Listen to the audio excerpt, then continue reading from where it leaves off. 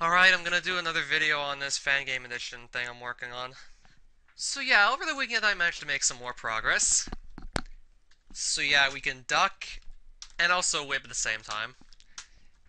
Like the video prior to this one, I could not crouch in this Fangame. I did not program that in yet.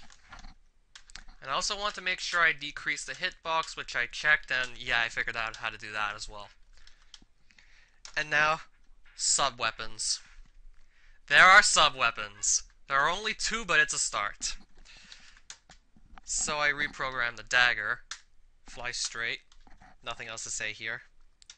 So I'm probably going to want to throw it from further away so you can see it for a bit longer. Oh, right about here. Just fly straight, just like in the original games this was based off of. And where'd that skeleton go? Okay, I might have just found the bug. I want to see if I can do that again. So if I do this, let me just time it right.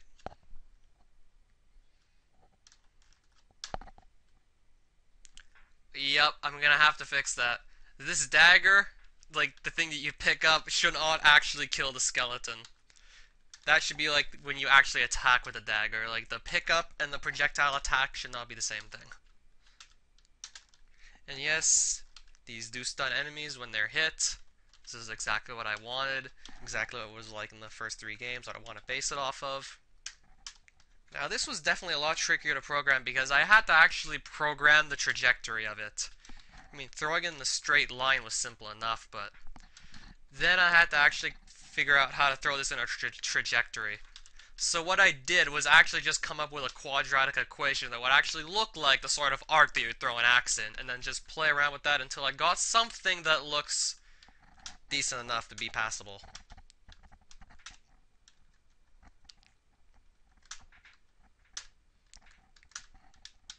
Believe me, this took a while to figure out how to do. Because I've not done projectiles that fly in an arc in a 2D side-scroller before in programming. So yeah, axes aren't animated yet. It would make much more sense if they were spinning around as they were flying like they do in the games. That should be easy enough to do. I've already got the trajectory. Holy water is going to be similar, but it's not going to fly as far. You're just going to throw it in front of you, and it's going to, when it lands on the ground, just explodes and just burns on the ground. When holy water gets thrown, it just like lands on the ground, explodes, burns a bit, and enemies caught in the fire get damaged. That's not in there yet, but shouldn't be too hard to figure the trajectory of that because I already have the axe to work with as a sort of basis. And notice how you can actually duck and use sub-weapons at the same time. Because you don't use up and the attack button to do a sub-weapon attack. In fact, I might actually just program that in case you want to do it the old school way.